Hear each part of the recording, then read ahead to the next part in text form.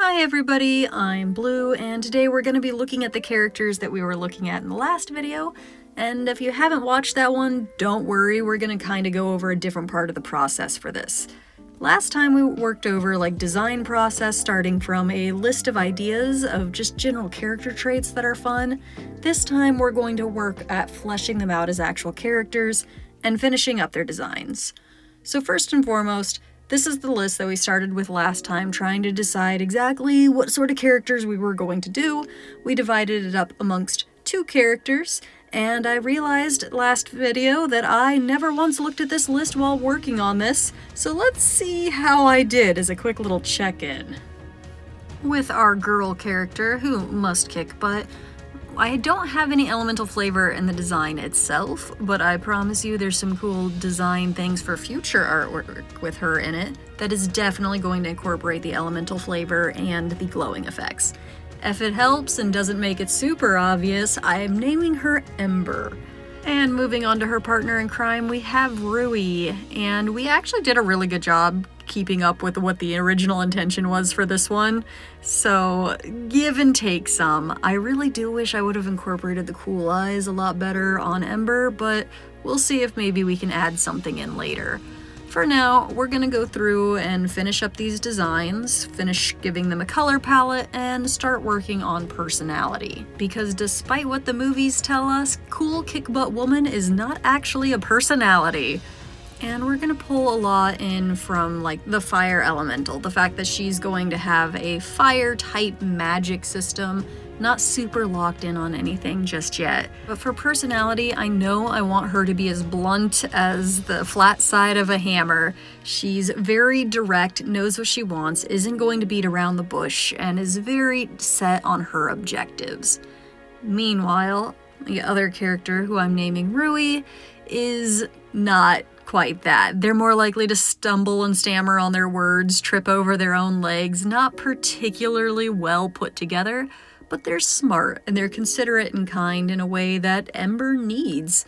Ember's been on her own for a while, and she needs some assistance on the morality scale. Not everything is as black and white as doing a job. And there we go, we've got a little bit of a personality thing going, but I'm gonna be honest, this is the first time in a long time I've been this far in the creative process and have no idea what I want these characters' color palettes to be. So we're gonna do a tried and true method. We're going to completely avoid what we're drawing, and let's make Pokemon teams for them. I know this isn't gonna be everybody's cup of tea, and it's definitely a mandatory you must do this. But for me, sometimes when I'm struggling with a character's design, stepping back and thinking of them inside of a media that I like can help give them a little bit more depth.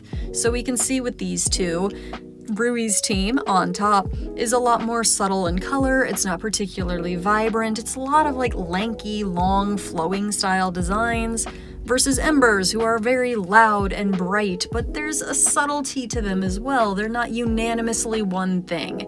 So it makes me feel like she's a really conflicted character. But looking at these, let's go ahead and try out some colors. We're gonna kind of use these Pokemon as a jumping point for inspiration for the palettes. And normally when I design characters, even if they are in the same story, I don't normally design them side by side like what I've been doing for these two. So I decided to do something a little bit different and focus on one color that I thought could be a neutral between the pair. And that ended up being purple. So most of the colors you see are just a slight hue or shade of purple in some capacity, with obvious exceptions. Yellow is yellow, the green and the red are their own colors, but the idea of them having a contrast color to each other while a lot of their design has the same, with the intention of giving uniformity between these two designs, to try to help make it feel like they're from the same world or the same setting, and that they go together as a duo of characters. And it was here that I started working on the story itself more to try to figure out exactly what these characters' motives were going to be. I could tell that both of them had spent a lot of time alone. There wasn't any one particular moment, it just felt that way. And with Rui, with the curses connection that we discovered very early on, obviously they are taking in these curses in some way and trying to cure them, trying to help them, trying to fix them. And what do we do with Ember then if she is not? Well, what if people who are cursed, people who have taken in curses, are hunted? What if they are seen as lesser people or people that are sick and in need of help? And so Ember is a bounty hunter. She collects individuals who have been cursed, turns them in for a reward so that they can be cured. Unfortunately, that's not quite how it works, and so Rui gets to teach her about curses and the actual function of them and how to properly cure them. And meanwhile, Ember gets to teach Rui about self-love and self-importance and how much value it adds to you as an individual when you're able to live for your own pursuits and know where you stand morally, teaching them true conviction. And yeah, this is coming together nicely. I am really starting to like these two a lot. But I'm gonna go ahead and add one more bit of character advice that I do into this video that you don't have to do, and if this is embarrassing, I will never do it again. But I think it's really important when you're writing characters to give them a distinct voice. And I don't necessarily mean, oh, the way that they stammer or the way that you punctuate their words. I mean quite literally a voice. Any character that you will find on my art fight page and my OC tag, all of them have a distinct voice that they do in my head whenever I'm writing them to make sure that they're consistent. I am going to try to figure this out for these two for you guys, and if this is really embarrassing, I won't do it again, I promise. Ember feels like the easier one of the two to start with, and I think it's simplest just to slowly lower my voice into a deeper register. I'm gonna be careful though, because I love to make this voice all lilty and sassy, and I don't want that for her. So instead I'm going to level it out and add a little bit of a snarl, kind of focus on my teeth, as I say, "Get up and fight, Rui!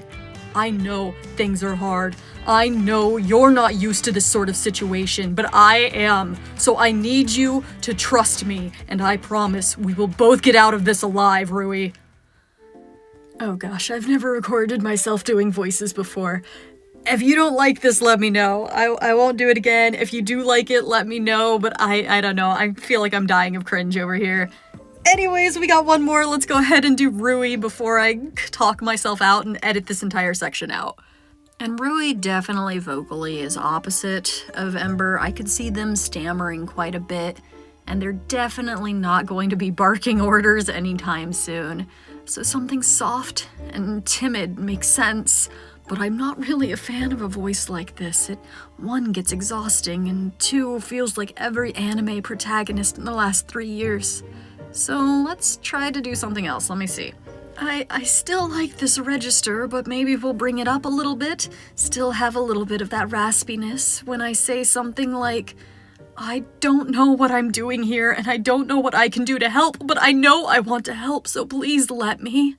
Please."